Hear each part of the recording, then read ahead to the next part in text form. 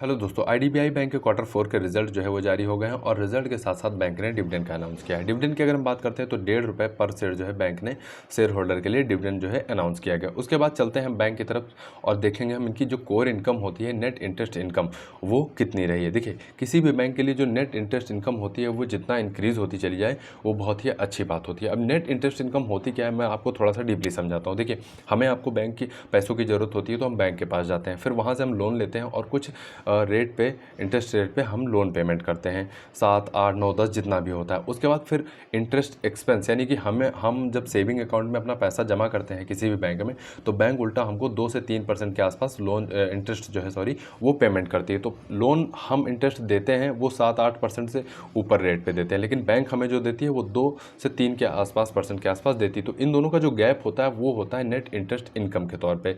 तो net interest income जो है किसी भी बैंक का जितना इंक्रीज़ होता चला जाएगा वो पॉजिटिव होगा। अगर हम फाइनल रिजल्ट 24 में हम देखते हैं, मार्च 2024 के हम रिजल्ट में देखें तो बैंक की जो नेट इंटरेस्ट इनकम रही है वो 3688 करोड़ जो है वो रही है। अब ये अगर हम ईयरली देख रहे हैं तो 12% जो है बैंक की नेट इंटरेस्ट इनकम बढ़ी है, जो कि अच्छी बात है। अगर क्वार्टरली देखते हैं, यानी प्रीवियस क्वार्टर से दिसंबर के अगर नंबर से हम कंपेयर करते हैं तो देखिए 7% जो है वो net interest income IDBI bank की इंक्रीज हुई। अब हम चलते हैं पूरे साल की तरफ। तो अगर हम पूरे साल में देखते हैं तो इनकी जो नेट इंटरेस्ट इनकम हुई है वो 14,186 करोड़ की हुई है, जो कि 24% जो है वो चेंज हुई है, यानी इंक्रीज़ हुई है साल 2023 से। देखिए, साल 2023 में 11,431 करोड़ बैंक ने नेट इंटरेस्ट इनकम की थी।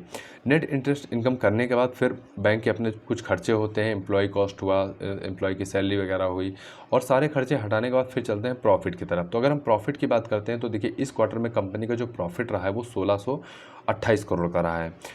प्रीवियस क्वार्टर में हम देखते हैं प्रॉफिट कितना रहा है, तो 1458 करोड़ का रहा है, जो कि क्वार्टर ऑन क्वार्टर आप देख पा रहे हैं 12% जो है प्रॉफिट इंक्रीज़ हुआ है। अगर हम साल दर साल देखते हैं, यानी कि अगर हम मार्च 2023 में देखेंगे तो इनका प्रॉफिट जो था वो 1133 करोड़ था, और इस क्वार्टर में आप देख पा रहे हैं 1628 करोड़ का जो है इनका प्रॉफिट है। तो साल दर साल आप देख पा रहे हैं 44% का एक इंक्रीज़ हुआ है। पूरे साल में अगर हम करते हैं तो देखिए 5637 करोड़ का कंपनी ने इस साल में प्रॉफिट किया है। वहीं अगर हम पिछले साल जाते हैं और देखते हैं प्रॉफिट, तो 3645 करोड़ का हुआ था। लगभग प्रॉफिट आप देख पा रहे हैं 50% से ऊपर, यानी 55% प्रॉफिट जो है वो इंक्रीज़ हुआ है आईडीबीआई बैंक के।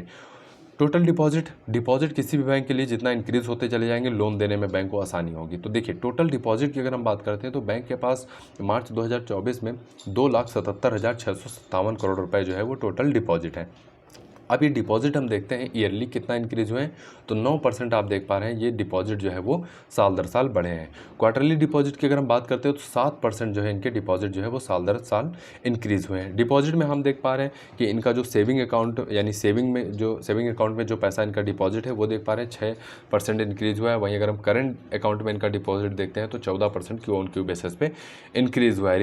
रिटेल डिपॉजिट 2% इंक्रीज़ हुआ है। वहीं बल्क डिपॉजिट की अगर हम बात करते हैं तो 18% लगभग जो है क्यू ऑन क्यू बेस पे इंक्रीज़ हुआ है। कासा रेशियो की तरफ चलते हैं तो कासा रेशियो अगर हम देखते हैं बैंक का, तो 50% से ऊपर है। किसी भी बैंक का अगर कासा रेशियो 35 से 45 या फिर 30% से ऊपर अगर कासा रेशियो है तो वो एक हेल्दी कासा रेशियो कहा जाता है। प्रीवियस क्वार्टर से आप देख पा रहे हैं कासा रेशियो जरूर इनका इंक्रीज़ हुआ है। कासा रेशियो के बाद फिर हम चलते हैं एडवांसेस यानी लोन की तरफ। तो देखिए, बैंक ने जो मार्च 2024 तक टोटल लोन दिए हैं, अगर मैं उसकी बात करता हूँ तो देखिए 1,96,894 करोड़ का बैंक ने टोटल लोन दिया है।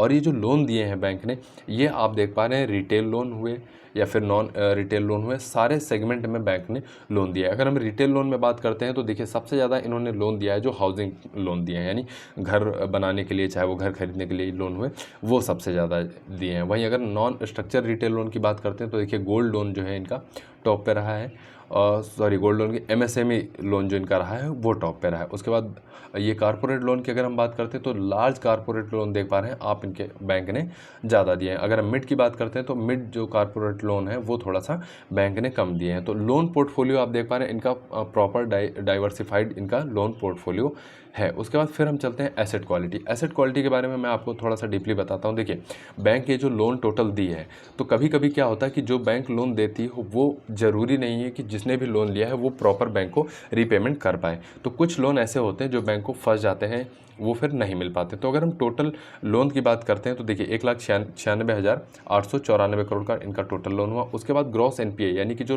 अमाउंट इनको मिल नहीं पा रहा है, अगर हम इस मार्च 2024 क्वार्टर में देखते हैं तो 17 करोड़ रुपए जो है बैंक को अभी मिल नहीं पा रहा है, वो इनका फंसा हुआ है। लेकिन अगर यही लोन हम एनपीए देखते हैं, ग्रॉस एनपीए, एक साल पहले जाते हैं और देखते हैं मार्च 2023 में, तो देखिए 10,969 करोड़ जो रुपए था वो इनका फंसा हुआ था। तो ईयरली बेस पे आप देख पा रहे हैं ग्रॉस एनपीए जो अमाउंट है वो कम होता चला जा रहा है, और ये किसी भी बैंक के लिए जितना कम होता चला जाएगा वो बहुत ही अच्छी बात होगी। अब इसमें से ग्रॉस एनपीए का अगर हम परसेंटेज निकालते हैं तो देखिए 4.53% जो है इनका ग्रॉस एनपीए है।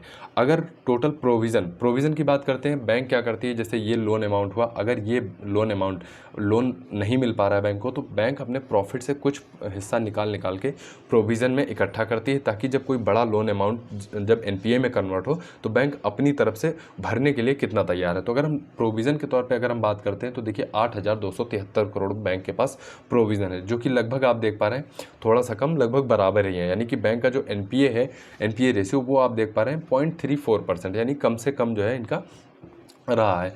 तो ग्रॉस एनपीए किसी भी बैंक का जितना भी कम होता चला जाए, ग्रॉस एनपीए नेट एनपीए, वो बैंक के लिए बहुत ही अच्छी बात होती है। उसके बाद चलते हैं कुछ रेशियो के बारे में जानते हैं। तो देखिए नेट इंटरेस्ट मार्जिन किसी भी बैंक का अगर 3 से 5% या 6% के आसपास है तो हेल्दी नेट इंटरेस्ट मार्जिन कहा जाएगा। आईडीबीआई के केस में आप देख पा रहे हैं 4.93% पूरे फाइनेंशियल ईयर के इनका नेट इंटरेस्ट मार्जिन रहा है, जो कि एक हेल्दी है। उसके बाद चलते हैं कॉस्ट टू इनकम, यानी कि बैंक को अगर 100 रुपये कमाने पड़ रहे हैं तो उसमें से कितना जो बैंक कितने परसेंट पैसा है, कितने रुपए खर्च कर रही। तो पूरे साल के लिए हम देखते हैं 46.10% जो इनका कॉस्ट टू इनकम रेशियो रहा है, जो कि ठीक ठाक कॉस्ट टू इनकम रेशियो है। ये जितना ही कम होता चला जाएगा उतना ही बैंक के लिए अच्छा माना जाएगा। वीडियो कैसा लगा आप कमेंट बॉक्स में अपना बताइए, और वीडियो अगर पसंद आया तो लाइक कर दीजिए वीडियो को। अगर वीडियो देखने के बाद आपको लगा कि वीडियो से 0.2 या 0.5% भी आपको जानकारी मिली है दोस्तों, तो चैनल को हमारे जरूर सब्सक्राइब करके रखिए। आपके कीमती समय के लिए आपका बहुत बहुत धन्यवाद।